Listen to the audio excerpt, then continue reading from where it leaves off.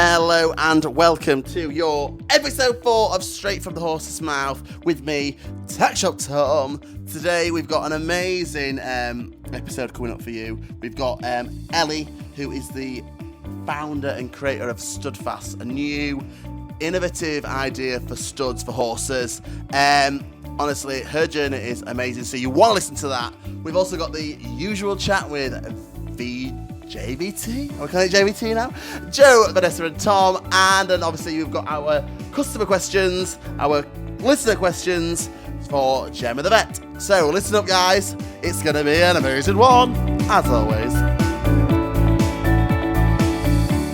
So everyone, we have the amazing Ellie Kelly from StudFast with us today. Hello Ellie, are you okay? Yeah, great, thank you. I mean, the sun is shining, what more can you ask for?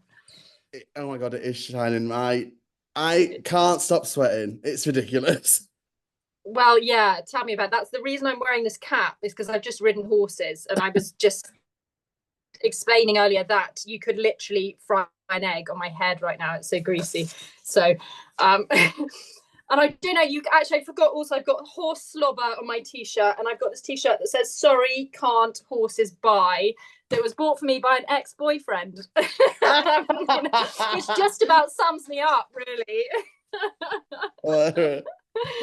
So, Ellie, can you tell our listeners a little bit about you, where your love for horses came from, and then really what you're doing now? Okay, yes. So let's start at the beginning. So I learned to ride at 7 at a riding school. We lived in the city. My parents had sort of no real interest or experience in horses. They did everything in their power to avoid going the horsey route. So I learned ballet, I did tap, I did ice skating, you name it, I did it. But eventually they gave in, and I totally fell in love with it. And I was very competitive. And so then when I worked out that I could actually compete alongside sort of embracing the passion I had for horses, I was completely sold. So everything else paled into insignificance. And then I guess I was lucky enough because I had a really good pony that we bought for nothing as a 4-year-old. In fact, we'd actually had to trade it in for a really naughty one. And I did pony trials with it. It took me from literally nothing to doing pony trials. And that sort of really gave me a taste of like potentially getting on a team. And then actually my second horse, again, we bought as a 4-year-old for next to nothing from Gorsebridge Horse Sales, took me all the way through to 4-star.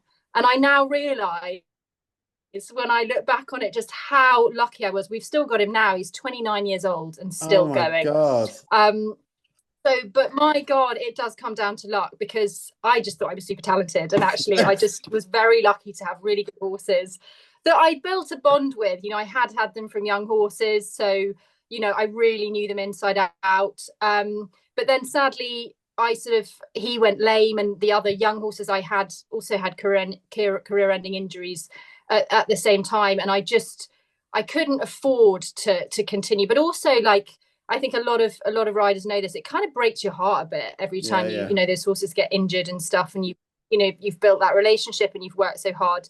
So I felt I needed to do something different. So I became a sports journalist.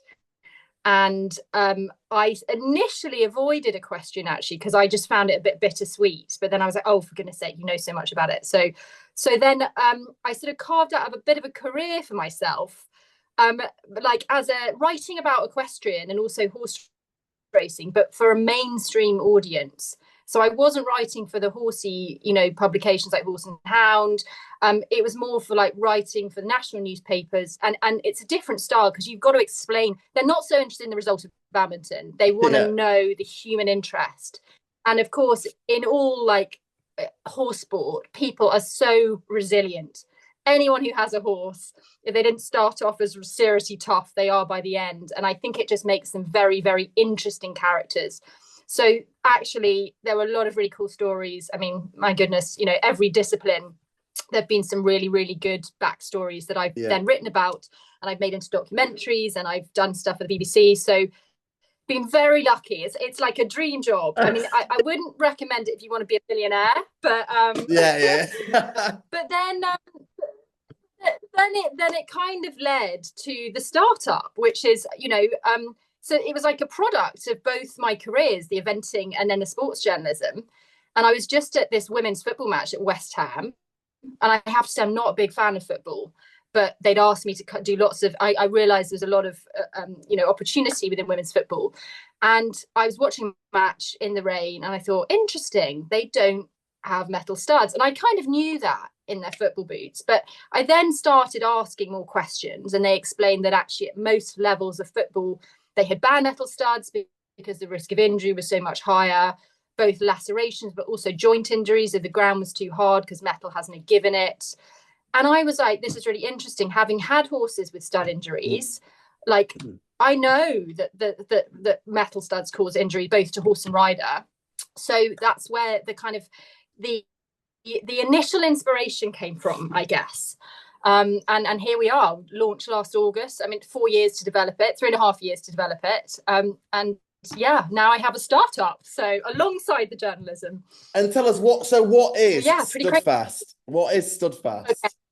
So it is, sorry, so you can probably see here. So these are the very first non-metal stud, basically. They're made from a very interesting kind of impact-resistant polymer. It's very innovative. It's not just a plastic. It means that the like molecular structure of the polymer's got some give in it. So it's sort of, it offers less jarring. Well, it offers no jarring in a way that metal does. I set out to make a product that was safer, to reduce the risk of injury. But then the bonus was that actually the other problem you have with studs is they are a ball ache to get in. And these are significantly easier because you're ultimately putting a softer material into a metal thread. So there's no risk of cross-threading. And it glides in a lot easier. So yeah, it's early days. It's been very well received. For us, the biggest challenge was, I think people are used to having metal studs which last years and years and years, and these don't last as long. And really our objective was that we were going for longevity of horse over durability of stud. Yes. So there's a few people are like, oh, well, my metal studs have lasted me decades, so I'm just going to stick with that. And but I guess if you want welfare at the forefront, then, this is probably a safer option. This is a safer option. Yeah. Amazing. And so,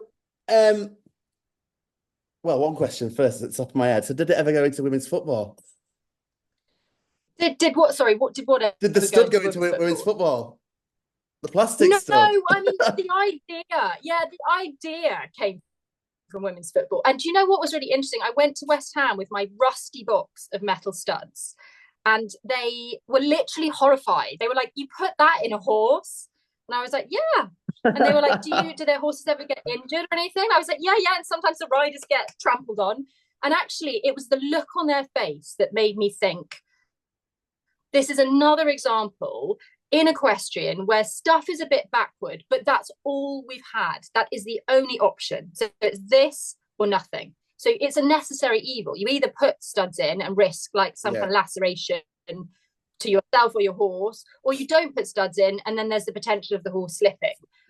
So I felt that this was almost a problem we sort of knew we had, but you just had to accept it. So this is kind of just the beginning, because actually seeing so many things in human sport did make me realize there's a few things in equestrian sport that are borderline welfare issues if they go wrong. And it's kind of my objective to actually just improve that, to give people products that are safer and less likely to cause those sort of injuries. And can people use these throughout all disciplines then, in terms of like up to FEI and all that sort of things? Absolutely, totally legal. In fact, the polo industry have got very excited because stud injuries are the biggest like career-ending injury actually, and they're just, we've got to be very careful. We don't want to cause injuries to horses, but in something like polo where the majority of your audience is not horsey, you cannot have a horse coming off the pitch gushing blood. It's people do not want to see this. It is. We had one shape that we launched in August. We wanted to just test the market. We'd already been working on we had some prototypes of different shapes, which I'm launching imminently. It's because life has been so busy that we haven't done it already. And also the event season, we try and use the studs, we test them with cross country and event riders, because obviously that's a bit more challenging than show jumping. but yeah, they're ready to go. But they've gone around Badminton, they've gone around Burley. I didn't pay these riders. I literally sold one of my first ever customers was Nikki Hill at Hartbury, the very first event I did. I think she was about the third person to buy them. I saw her at Burley 3 weeks later, said, "Hey, Nikki, how are you getting on with those studs?" And she said, "Well, I just jumped around Burley in them." So that for me, I mean, I actually welled up. It was a pretty emotional moment. We nearly had them going down the Hickstead Bank, the Derby Bank, that last weekend. They were with Guy Williams and Mr. Blue Sky. His owner bought some, and she's like, look, I'm trying to persuade him. He may or may not. He's used them. He likes them. But, this is like a big test. In the end, he wimped out. I don't blame him, but hopefully next year we'll be able to say they have also been around the Hickstead. And our listeners can buy these from where? Basically, they're available online, so www.studfast.net, and we've got a couple of amazing retailers who approached us. Gosh, I don't want to list one because there's actually about 20 now nationwide who stock them. So, and we've got them. I took them out to Kentucky, so they're now stocked in the US. We've got 15 countries in Europe, the Middle East, South Africa, Australia, New Zealand. So yeah, pretty much every continent now we've done, which is pretty. I mean, I'm delighted. So you can't ask for more than that, and that is organic growth because I am rubbish at social media. So I haven't been throwing lots of money at it, but that has been people coming to us and saying, what a great concept, we'd love to give this a go. So sadly I'm not selling them for £20 a stud. They're basically £2 a stud, so I have to sell a lot of studs for this to be sort of a big financial success. But you know what, if I'm making a difference to the equestrian industry, actually that's ultimately what I set out to do. And I genuinely feel like I'm on a pitch for Dragon's Den. Like, I think you sound amazing. Your product sounds amazing. I'm invested. I talk too much about it. No, you don't. I get so excited. You can see the passion behind it. Yeah, definitely. You're really definitely passionate, there. which is good. So then, moving on to you again. Do you have any horsey tips or tricks for listeners? And it can include StudFast. Oh God! Well, firstly, I'd invest in property before we invest in horses. So, my grandfather always said that, and I ignored him. I made a lot of money, but it's okay. One thing, as I would say, firstly, as a working rider, like somebody who's for a long time had a job and combined. I'm an overly ambitious and totally unrealistically competitive amateur. So I still have horses. I've got two lovely horses that I don't really have time to compete properly. When I go out, I do rubbish. But what I would say is that when I'm at home, I now have this new rule where I never get on a horse unless I've got time. And I think we're so busy all the time that actually you're better off just putting them on the walker or giving them a lunge, because the risk of you being distracted and busy means that, sometimes you just lose a bit of patience when they're not really doing anything wrong. And, you get frustrated with yourself and you don't enjoy it and you don't really focus. So my other sort of rule, actually, after I fell off the homebred, I was just checking my phone on a loose rein and she spooked and then rodeoed me and I was like human cannon fodder. And after that I was like, okay, no phones, that's it. Like when I'm on a horse, I am not going to use my phone. So that's definitely a tip that I was probably a little bit late to learn.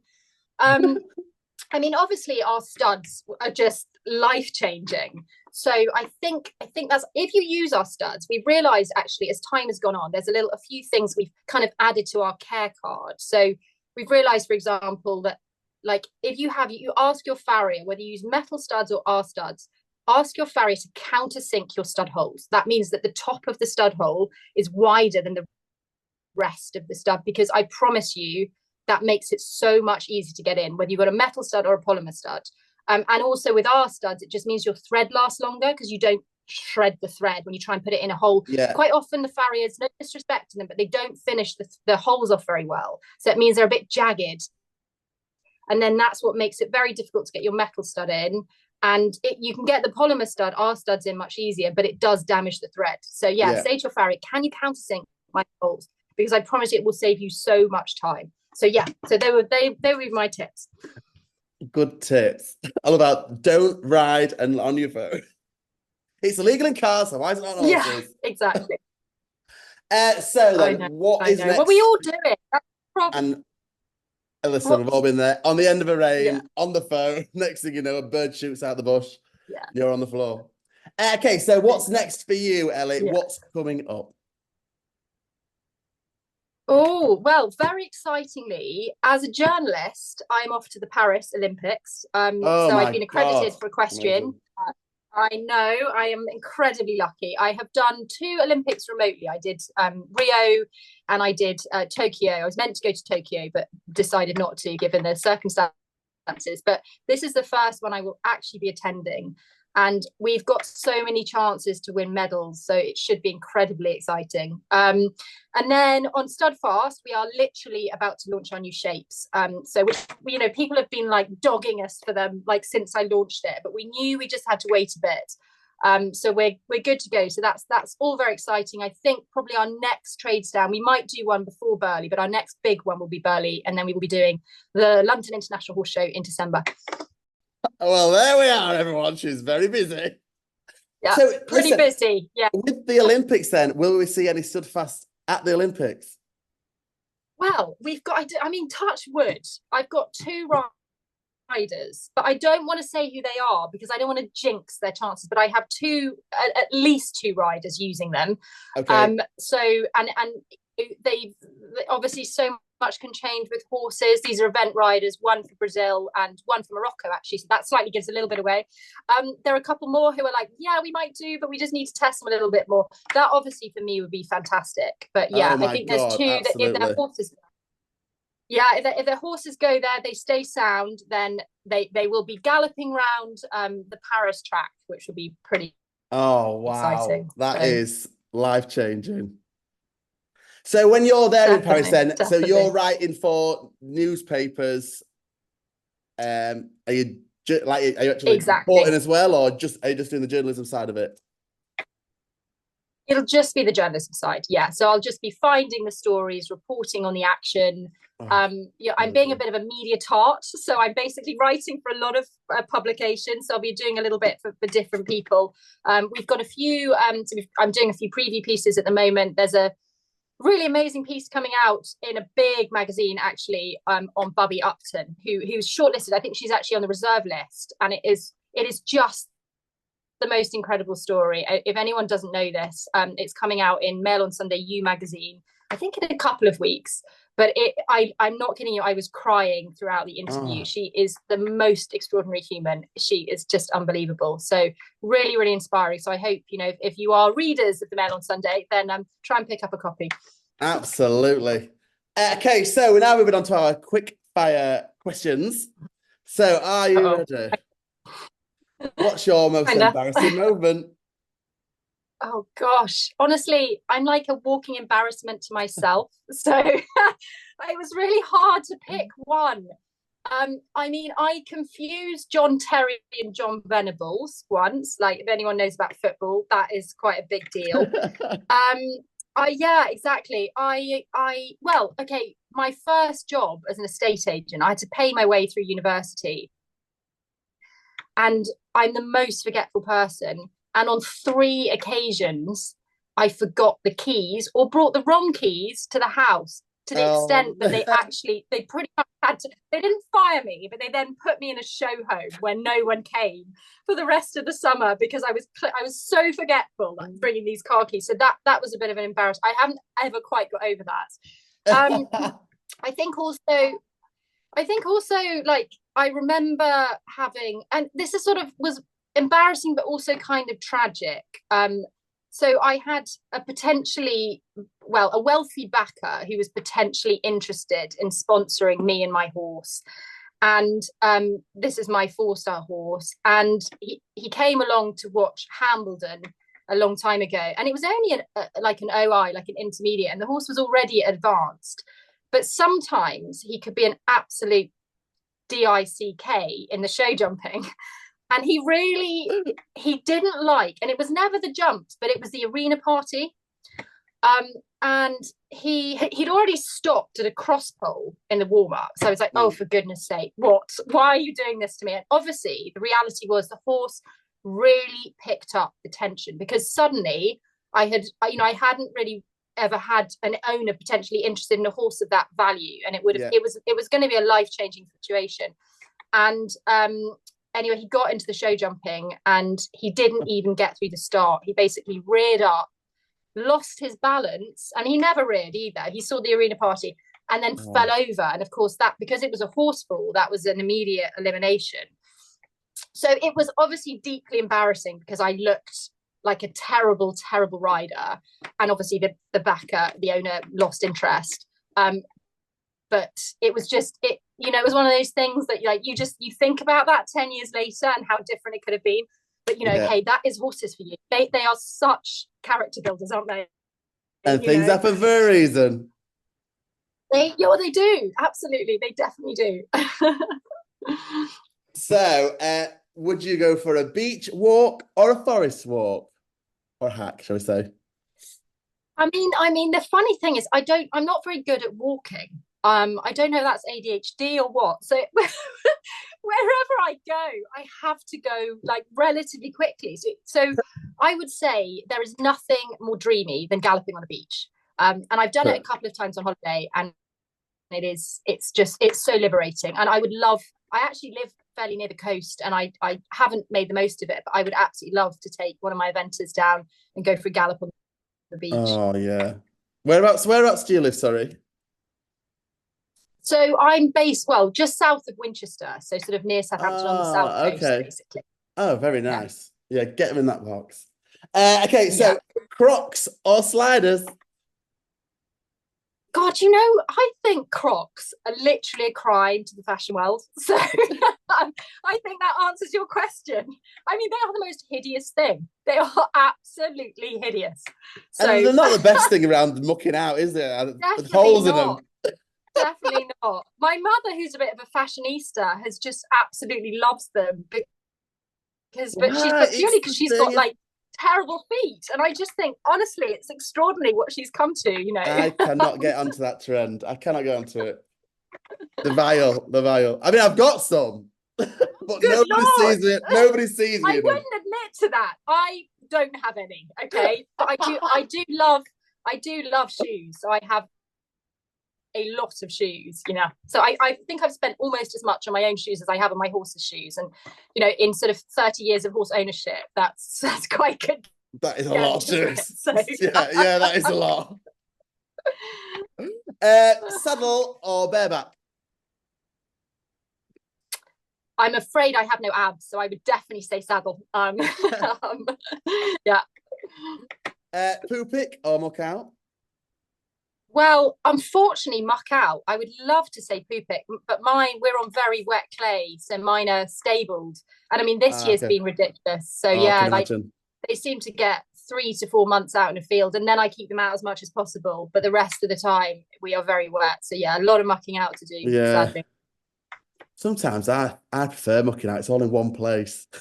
It's easier, but God, I love my horses just to be out. Yeah, I know. It's nice to see them out in the field. Definitely. This is a new one. Dance tent or rock stage? Okay, that is a no-brainer. I love electronic dance music. So in fact, actually, in another life, I think I'll come back as a DJ. So yeah, definitely the dance tent. From a horse jockey to a disc jockey. Absolutely, very good. Sun holiday or snow holiday?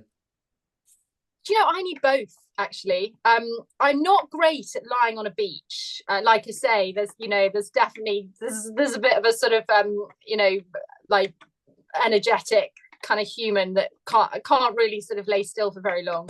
So I love a bit of skiing, definitely. I mean, that for me is the closest thing that I get to eventing.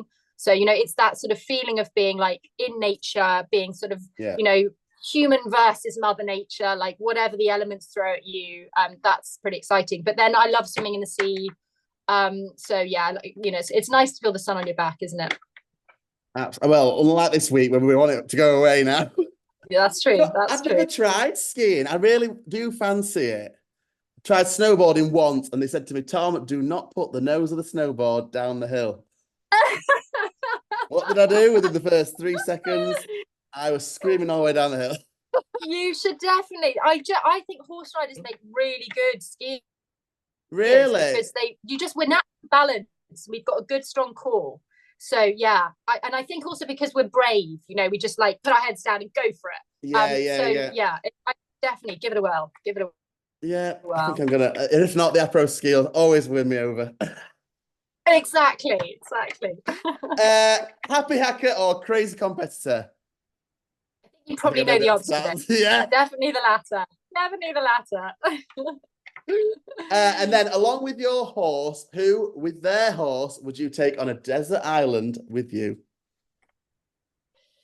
Oh gosh, They can be dead. I mean, oh gosh, no. I think we're going alive. I think Pippa Funnel would be great. Amazing. And I mean, she's a great talker, and she's got so many stories. We go on and on. But I'd probably quite like Laura Collett, because I love London 52, and I just want to have a go on him.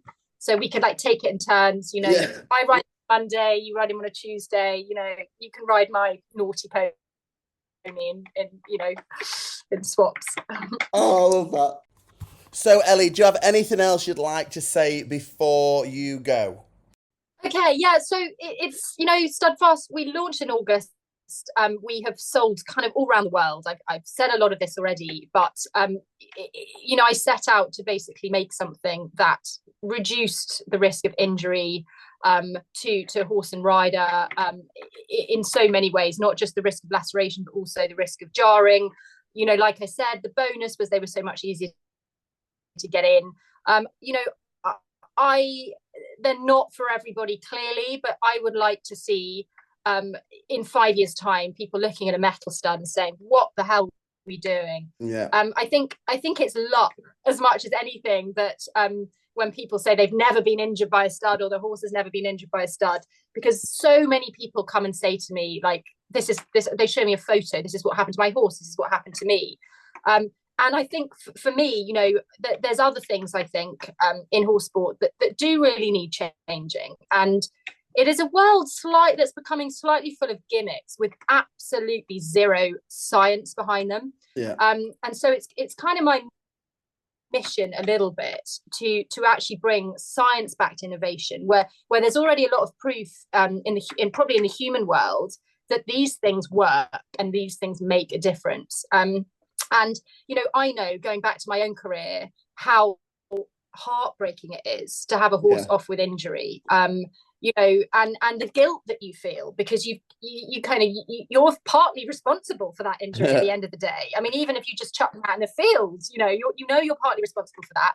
And even if it's like the vet bills that come with it. And I really, having really lived that pain, and that pain was the reason I kind of felt I had to give up. I want to reduce that, if you know what I mean, for both, for not just for the horses, but also to make horse ownership so much more pleasant.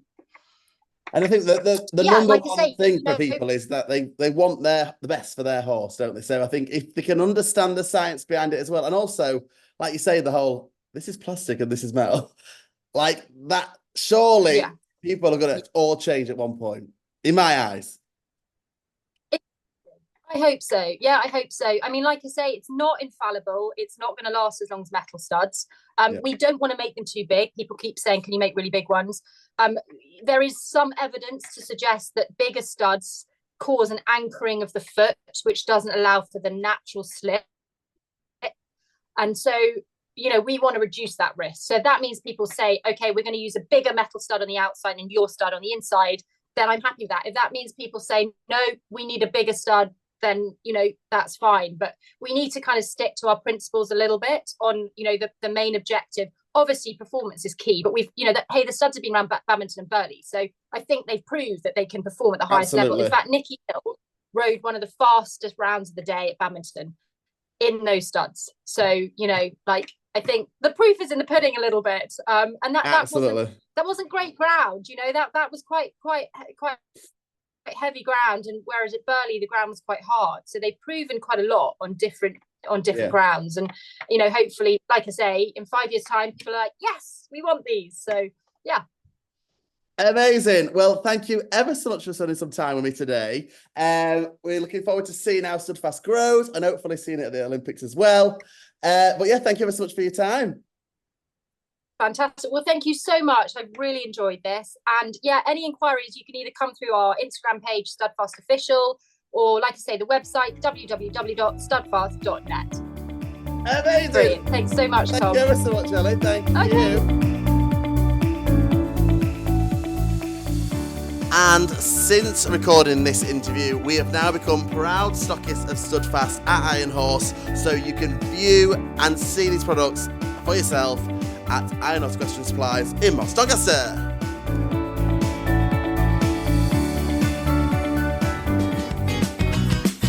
No matter how big or small, Gemma the vet is always on call. There isn't much she doesn't know, from the horse's head to its toe. It's Gemma the vet, Gemma the vet, Gemma the vet, Gemma the vet, Gemma the vet. Hi Gemma, just want to welcome you today on some topics that we've got which have been asked by our customers. So we've had quite a few of customers messaging us in. So the first one for today is, I have a new horse arriving and I don't know its worming history. Where do I start? So that's a very good question. And I think we've touched on before, worming is always a big problem for owners because there's so much information out there and so much conflicting information that it can be really difficult to know what the best thing to do is. So I guess the biggest take-home message that I can give to owners is that you should be worm egg counting. And gone are the days where we just go to the shop, buy a wormer and put a wormer down our horses' necks, because that's actually not seen as the best sort of way of managing our horses now. So it can be difficult when you've got a new horse and you don't know what the history is of that horse, and also effectively what their worm burden is. So I guess this makes worm egg counts even more important for that reason. So new horse, I would definitely just get a sample of droppings, and all you need is just one piece of you don't need an entire big feces, you just need one small piece, and you can submit that either to your own veterinary practice, or there are some places online that also do worming programs that will provide you with all the pots and the bags so that you can submit the samples at the right time of year. So if you just do an initial fecal worm egg count when you first get your horse, then your results will come back with a number, and that number is your number of eggs per gram. Now, these are eggs that the adult worms inside the horse are producing, and they're getting passed out in the feces. So a higher number means there's more eggs, which therefore coincides with that there's more worms. And once you know that information, that can then determine A, whether your horse needs worming at all, or whether you need to take care worming your horse. So if they've got a high worm burden and a high number, say 1,200 eggs per gram, that's quite a high burden, and you need to worm that horse. But what you don't want to do is worm it when you're not available to watch it. So it just gives you that information that actually you're going to worm it when you can be there, keeping an eye on your horse, because obviously if there's a lot of worms in there and you give them a wormer, it kills all the worms in their gut.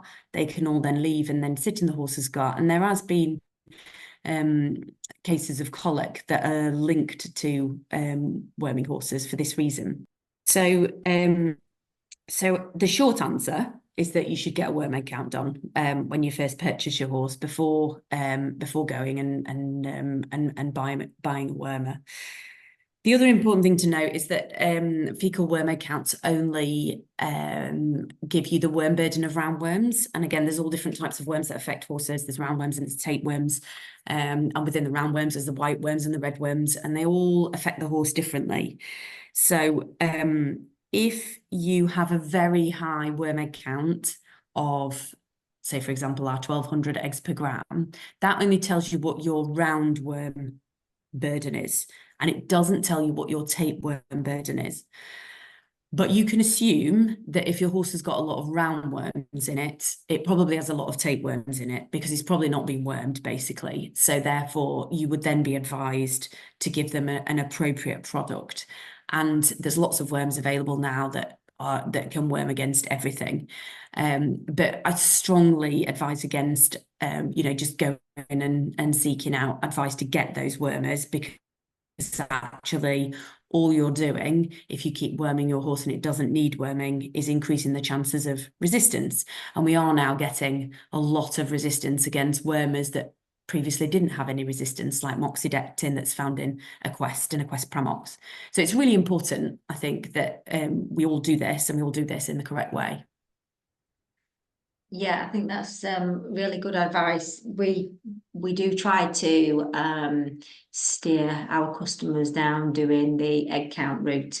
I feel that sometimes it's banging your head against a brick wall if they are on the livery yard, because it's the livery yard that are insisting that a new horse gets wormed, instead of probably popping him in isolation for the week that it would take for doing the poo sample and getting that off, which is a shame, really, because it's them having little knowledge, isn't it, on yards that just keeps them worming because they feel that they're afraid of the worms, but they're actually doing the horses more harm than good.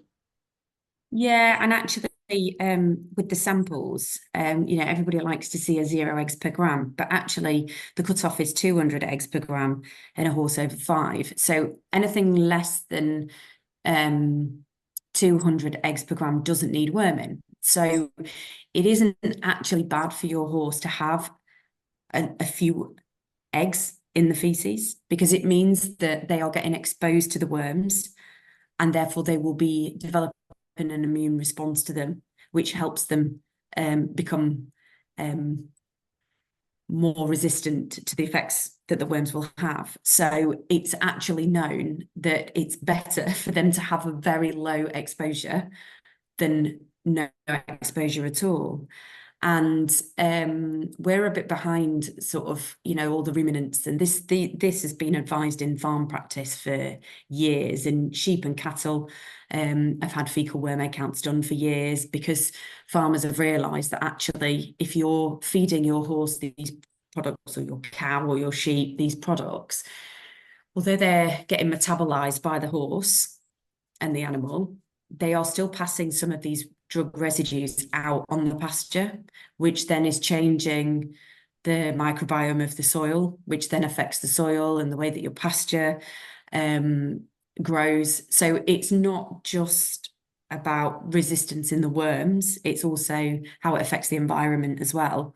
So it is tricky. It's very difficult when people are on livery yards. And, in an ideal world, we'd say that every horse that goes onto a new livery yard should be isolated for 3 weeks, because within that 3-week period, not only can you get them wormed and see what your worm burden is, it also protects you from lots of infectious disease as well. But in the real world, that's easier said than done in some cases, and people can only work within the remit of what the facilities they've got on each yard, and a lot of people do their best. But yeah, just moving on to a new yard and having to blanket worm, or the purchase of a horse and having to blanket worm, with the diagnostics that we've got available now, I don't think that is necessary. Yeah, and people shouldn't be horrified if they get a worm count back that's like 200, should they? I think they do become a little bit frightened by it, don't they? Yeah, and absolutely, it is fine. And most of the horses that tend to have the worst effects of worms, that will actually potentially create disease, tends to be the young and the old.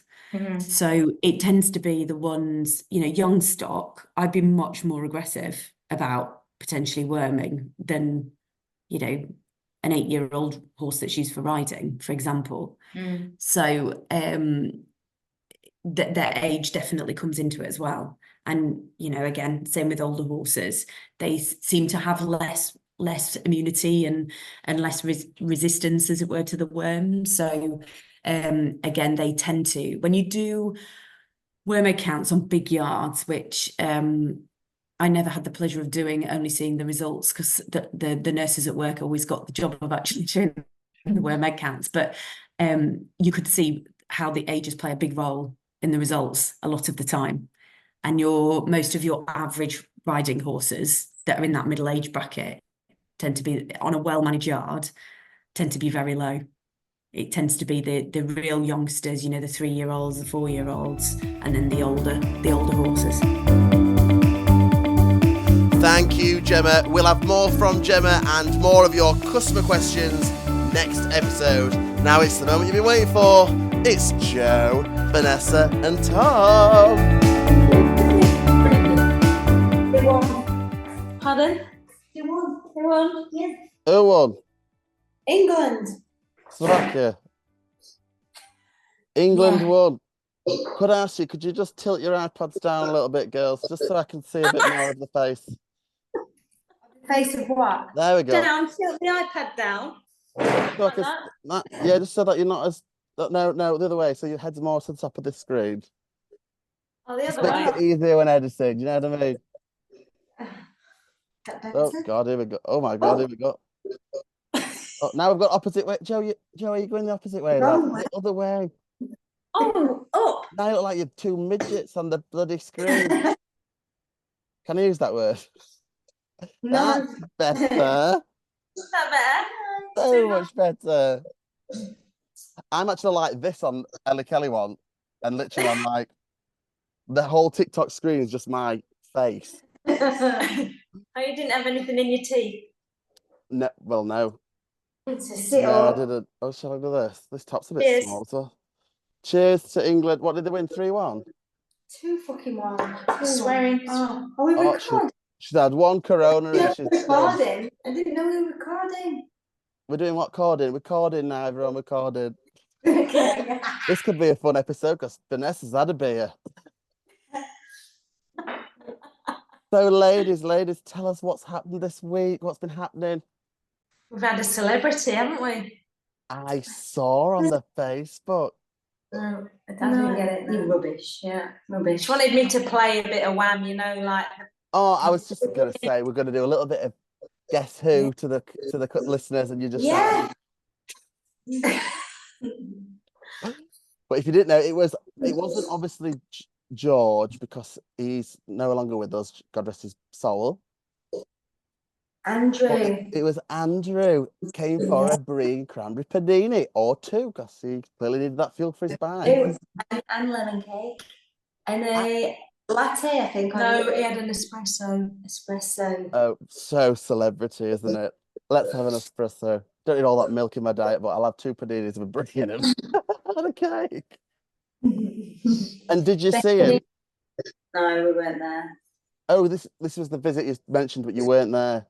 No, we weren't there. I was at the hairdressers.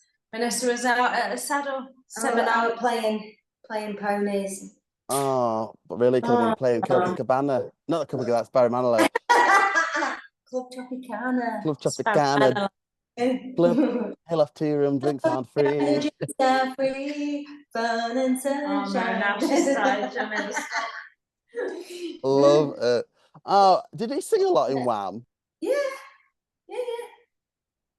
Oh, I mean, I like a bit of a not Building Buttercup. What's the other one? You put the sunshine into my rain. You take my thumb, do that day. Jitterbug. The buttercup. You put the buttercup into my brain. Is it called Buttercup? No, it's for the jitterbug. Is that the name of the song? Yeah. No. It's not called Jitterbug, though, is it? The song. And they've got T-shirts saying "Let it go." Let it go. No. I thought they said it before Elsa. Choose life. Oh. Choose. Oh my god! We have to get him a white T-shirt saying "Choose brie and cranberry," and then when he comes in, give him it as a gift. Please do it, or choose Old Ale Off Tea Room in just white with a black writing. That would be hilarious and iconic. You see, we've got the double mics, and I was God, if I'd have been there, I'd have been like, I'll play George and you can play yourself. Love a little sing song. No? Absolutely. Yeah. Listen, you should ring me. Wow. I'll come in. We'll do a threesome. No, not a threesome. A trio. Maybe not a threesome. Well, that was going down a different route, wasn't it, eh? God, I'm surprised you got back on the bike, though, after all that food. Yeah. I know, they work up an appetite, don't they? They do Yeah. all their And to be mind. fair, Open the door. sorry, I've got right running It's there. boiling. Yeah. It's really hot in here. And, well, it's the beer, Vanessa. It's the beer. To Maybe be fair, the them bikes weigh nothing, don't they? They weigh like a bag of sugar, if that. And if he's an A-lister, which he is, his will be the top dollar. Oh, God, top yeah. notch. Big bollocks, he'll be at the front. Oh, what's happened to you? I know, you're frozen. Joe will like that. So obviously on this episode we had the wonderful Ellie Kelly. No, she doesn't sell sparkly shoes for kids. That's Lily Kelly, her sister. This is sparkling. Well, they're not sparkling, but they're beautiful plastic studs for horses, and they sound amazing. Very innovative, very futuristic, very all for the welfare of the horse, and a great idea. Like, I just can't believe this idea has never been brought forward before now. Like, crazy, but it sounds amazing. And I did mention in the podcast that I also now going to be a stockist of them, which is dead exciting. And obviously she mentioned they'll be in from this week, yeah. So when you listen to this podcast, guys, the studs should be getting delivered this week. So yeah, get down, have a look, and they're not cheap. Like, even if it's just a trial thing, even if you really want to try the metal studs, I would just try the plastic studs just to see, for the sake of the what, 20 quid? We're selling them individually as well, so they're 250, aren't they? 250 a stud. Yeah, so say you're going to use 4 in each foot. Oh no, that's No, horses have got 4 feet. Yeah. 2 in each foot, or sometimes people only use 1 on the outside. Oh, there you go. So yeah, 20 quid. 20 quid. I'll get you a nice trial, and if you like them, it's better for your horse. And I can only think these are going to be light. I know it's only a little bit of weight taken off the horse, but here's a question: do they use studs in racing? Yes, I think they do. Do they? No, I don't. I think it would be dangerous. I don't think they do. I should have asked Ellie Kelly this, really. Should have asked Ellie Kelly. Why don't you? I'm just going to go for it. I don't think they will, because what if you fall off? And Yeah, then and also the contact. But then again, Polo use them. And they're quite close contact, bashing into each other kind of thing, aren't they? So yeah, but that's it. They're all good, and obviously we're now. What I do like about the episodes. I just googled it.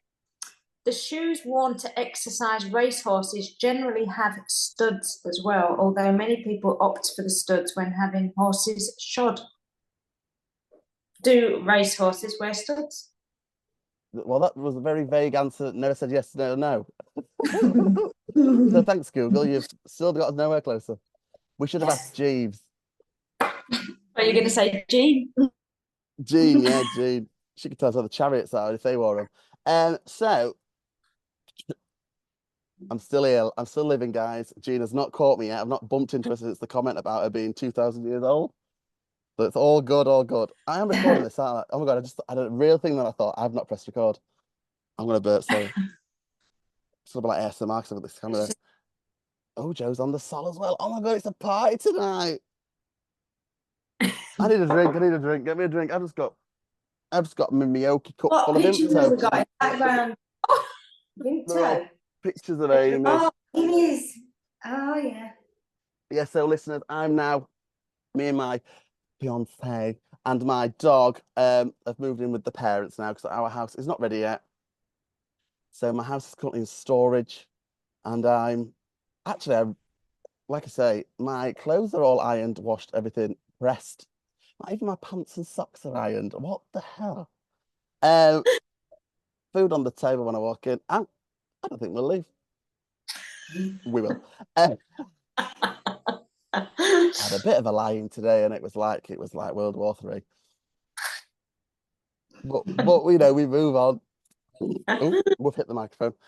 So what was I going to mention then? And Ellie Kelly, can we just say, was like a journalist and worked with the BBC and wrote documentaries.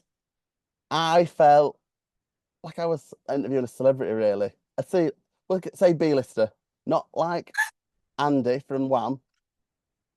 It is Andy, isn't it? Andy.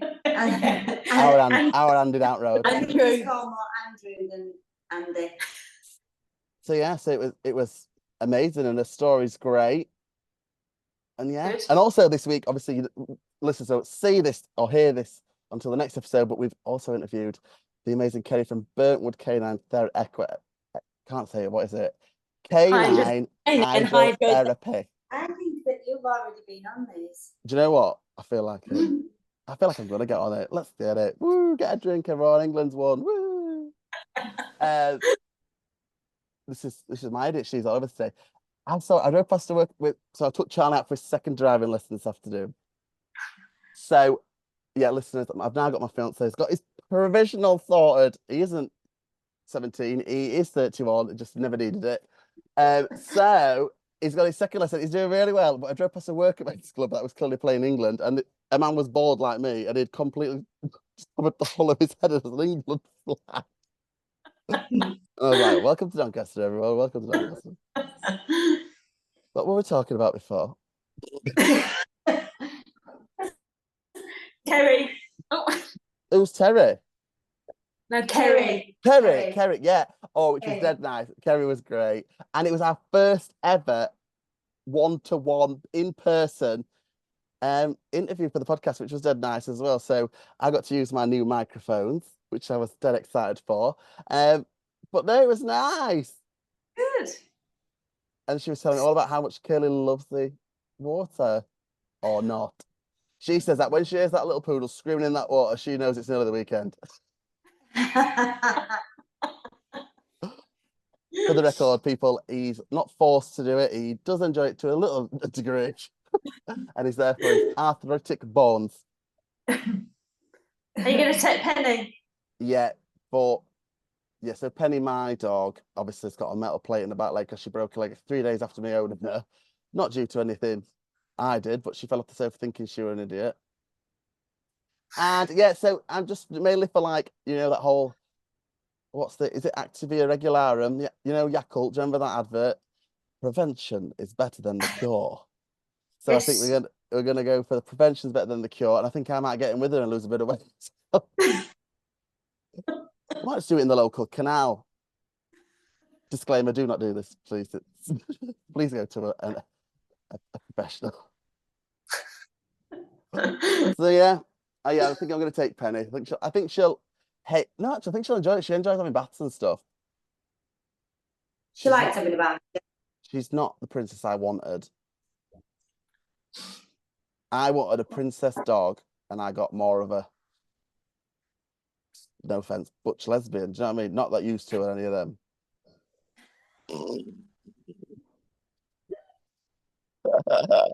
Kelly likes. You are. Kelly likes her. Yeah, so she's clearly kicking some pheromones out there, isn't she? So tell me, guys, what have you been up to other than missing A-listers coming to the tea room? Well, the weather's been good. Yeah, it's been well, very hot. Yeah. So the hay has been made while the sun has of course been shining. Yeah. Yeah. So that's all done. Yeah. So happy that that's out of the way. Busy with the sale. Yes. Sales busy. Tea room's been very busy. Mm-hmm. Yeah, we've had lots of cyclists because the sun's brought them out. We've had some new cakes in as well. Yeah, I saw the lemon one looked delicious. We do love a lemon cake, shall I say, not lemon, just random lemon. Lots of body protectors delivered. Oh yeah, so body protectors have been on the a bit of a shortage recently. There are definite problems with production. Okay. New safety standards came out in, I think, June. But now we've got absolutely loads.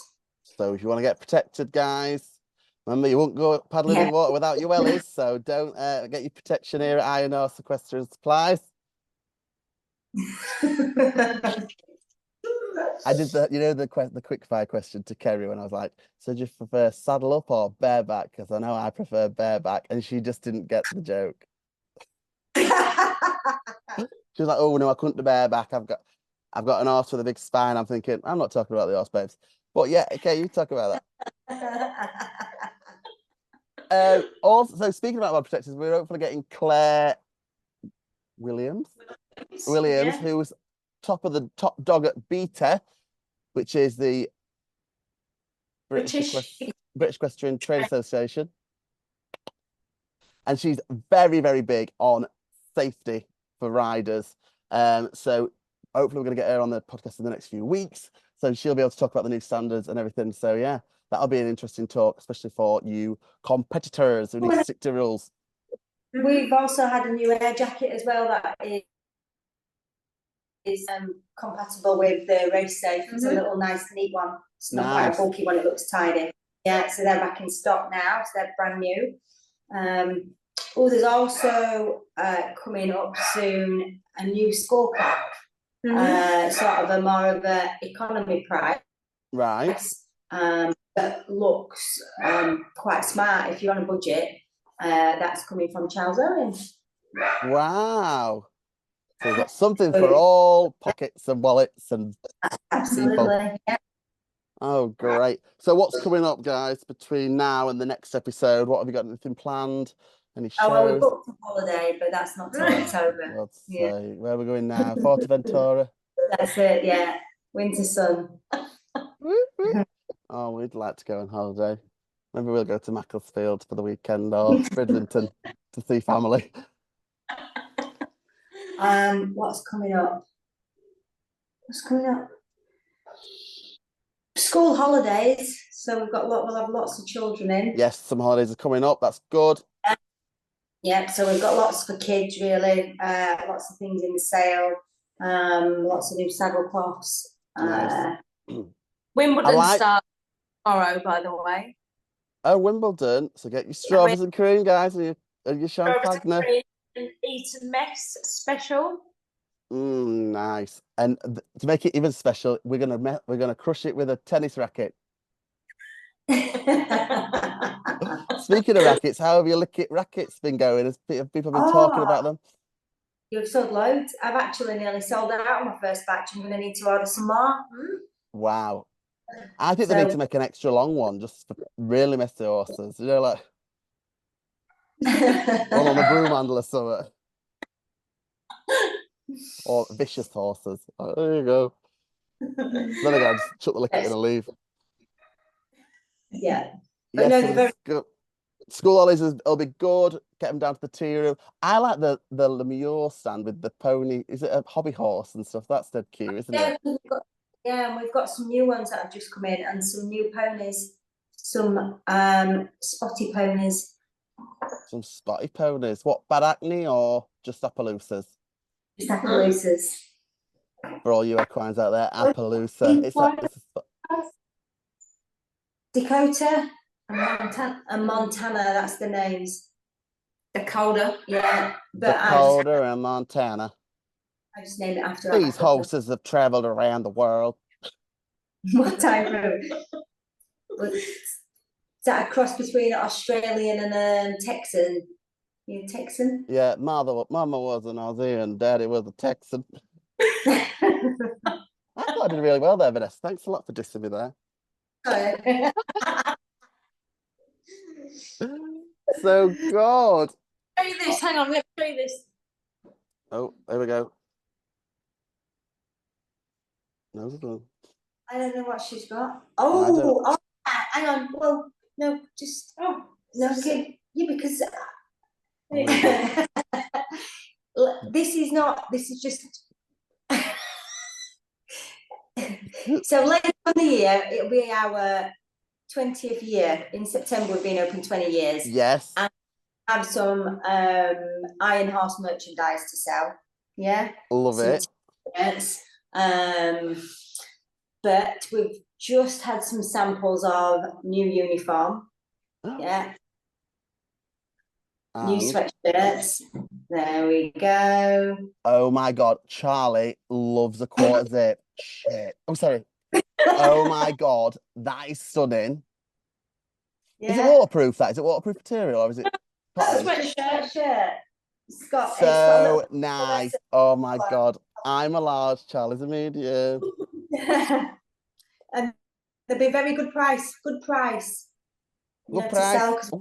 So we're gonna sell them in the shop. We're gonna have 2024 to 2000. No, We're going backward. We're going backward in time, are we? Yeah, we're like Back to the Future, 2004 to 2024. Love that. Yeah. 20th anniversary merch. I know. I don't look old enough, do I? No, Vanessa was just 16 when it was created.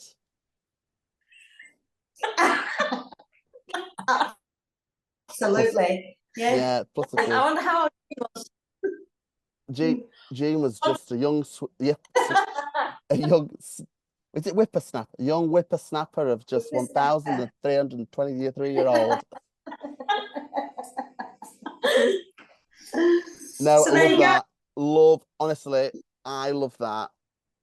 Yeah. And a quarter, it's so nice for like these times of year where it's like not too, well, obviously this week's been red hot, but usually not too hot. Yeah, you don't want the hoard, you just want to like, and you can zip it down a little, you can show a bit of cleavage. Oh, sexy.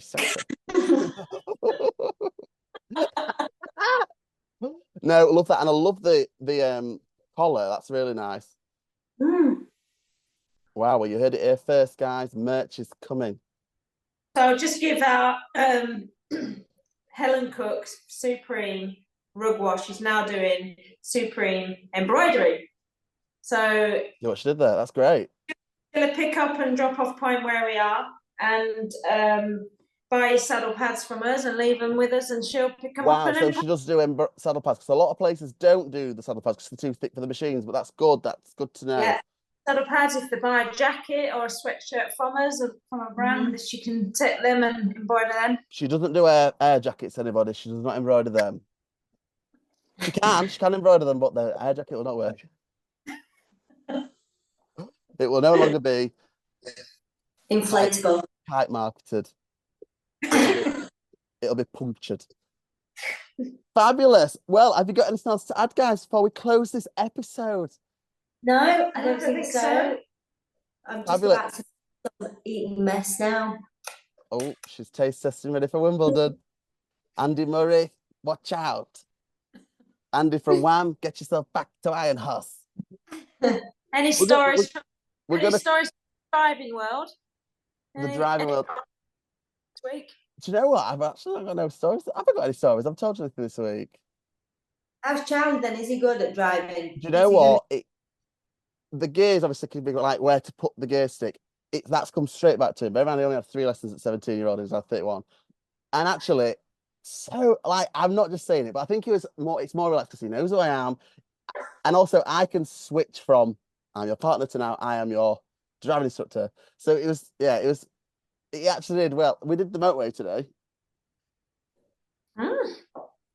Yeah, so we've driven around Doncaster, done Racecourse Round. So anyone who's listening, if you know Racecourse Roundabout, one of the hardest roundabouts in Doncaster. And Doncaster is actually the 3rd hardest place to pass your test in the UK. So so now provisionals come. We're on the 2nd day of lessons. We're going to keep trying to do it every day, hopefully.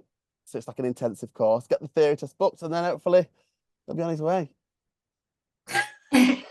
Not leaving me, just on his way for like freedom for himself and not having to rely on me to take him anywhere, or the tramp wagons that run around Doncaster, also known as buses.